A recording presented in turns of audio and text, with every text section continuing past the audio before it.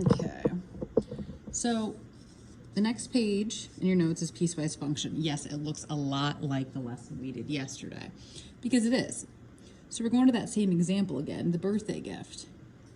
It says one of your friends is throwing a birthday party and you want to buy them a gift. Your mom gave you $10 towards the gift, but you want to go out and get a really nice gift.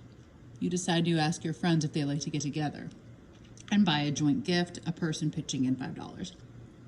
How much C could they spend if N people chip in? Make a table, draw a graph, write an equation.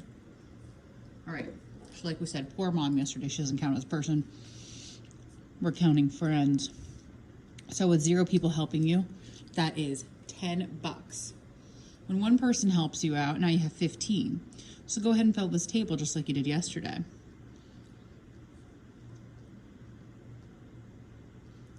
Okay, now our y-intercept is 10. Excuse me. We're going to start with 10 here. We're going to go by 5s, because that's what we're going by here, and we're going to go by 1s on the x-axis. So 1 is going to give you 15, 2 is going to give you 25, and so on. It's going to continue if you keep adding friends. We have an arrow going this way, but not this way, because we don't have negative people. So our equation is the cost is $5 per person plus the $10 you started out with. But this equation doesn't fully go. This equation is only when we have 0 or more people. So this is called a piecewise function. It's a piece of the entire function. It's a piece from 0 to infinity. Okay? So let's try a little more complicated ones, or just more examples. Here's a piece of an entire function. Technically, we'd keep going on forever here and forever here. This is linear. Well, how do you write a linear equation? Okay, it says find the equation for the function. State the domain, any domain restrictions. So I kind of get my highlighter out and I look. And I say, I start here and I end here. So my domain restriction is going to be from 1, 2, 3, all the way up to 4, 5, 6. I actually have an output on 3, so I equal 3. I don't have an output on 6, so I'm just less than 6. So whatever my function is, comma, I'm between 3 and 6, and I can be 3. How do we find it? All we need is 2 points. Or we can just eyeball it. We go up 1, 2, 3 over 1, up 1, 2, 3 over 1. So our slope is 3x. But what's our y-intercept? Well, we could draw it and go down 1, 2, 3 over 1, 1, 2, 3 over 1, and keep going. But a more accurate way would be to take 2 points. So here we have 3, 1, 2, 3. And we have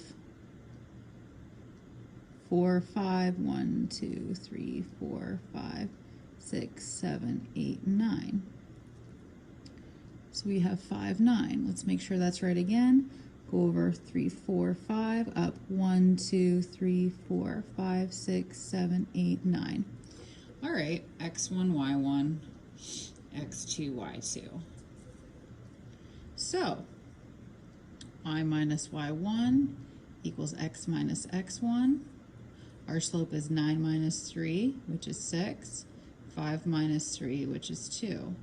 So yes, our slope is 3, but we needed the other equation part. So yeah, you're going to do a lot of work. Don't try to shove it into these lines.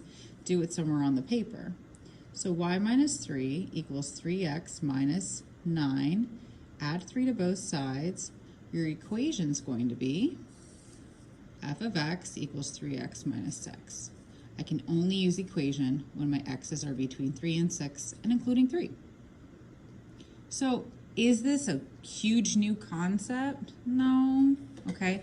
But it's just a little, it needs a little thought. All right, 10. F of 10. Is 10 between 3 and 6? No. So f of 10 does not exist. Yeah, if you go over to 7, 8, 9, 10. There's nothing there. Okay, now let's look at f of 4. 4 is in between 3 and 6. I put 4 into my equation. 3 times 4 minus 6. I get 12 minus 6, which is 6. Okay, well, let's see. If I go to 4, 1, 2, 3, 4, 5, 6. Yep, that works. Okay, we're going to do this again on the back. Okay, it says find the equation for the function g. State any domain restrictions. Well, same thing. What's my slope? Okay, if you can write z, it's a 0 slope. So 0x plus. Well, just extend this line. 1, so if you extend it, it would have been 1, 2, 3, 4, 5, 6, 7, 8, 9. Okay, could you have picked 2 points and found the equation off to the side? Yes. You could write it like this or like this. I will take either one. Your other professors or teachers might prefer something else, but I will take either one. So I can only use this equation when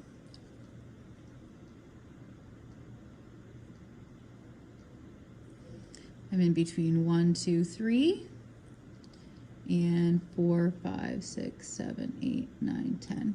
When I'm between 3 and 10. This is open, this is closed. So I can be 10. Okay?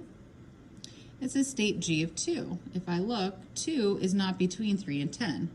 So it does not exist. G of 5, 5 is in between, so I could put 5 into the equation. If you have 9 and there's nothing to put in, then it's just 9. Or 0 times 5 plus 9 is 0 plus 9 is 9. Same thing. Okay, so that one was just a little more difficult. Now let's try when we have more than one equation. Here we have 3 lines because I see 3 slopes. So m of x is going to be, now draw this large bracket, swoop and a swoop. You're going to have 3 equations. Okay? I'm going to have one part of the classroom find this equation, one part of the classroom find this equation, and one part of the classroom find this equation. So I'm going to pause the video, and at home you can figure it out, and then come back and I'll put them on here. Okay? All right. This first one here, you're at 1, 2, 3, 4, 5, 6, 7. So something plus 7. This slope is up 2 over 1. I'm sorry, up 1 over 2, up 1 over 2. And comma, I am at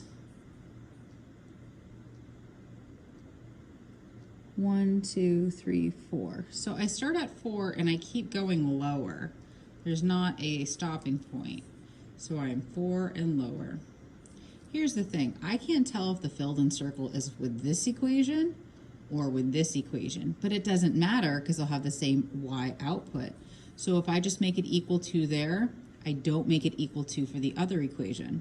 If I make it equal to on the other equation, I don't make it equal to here.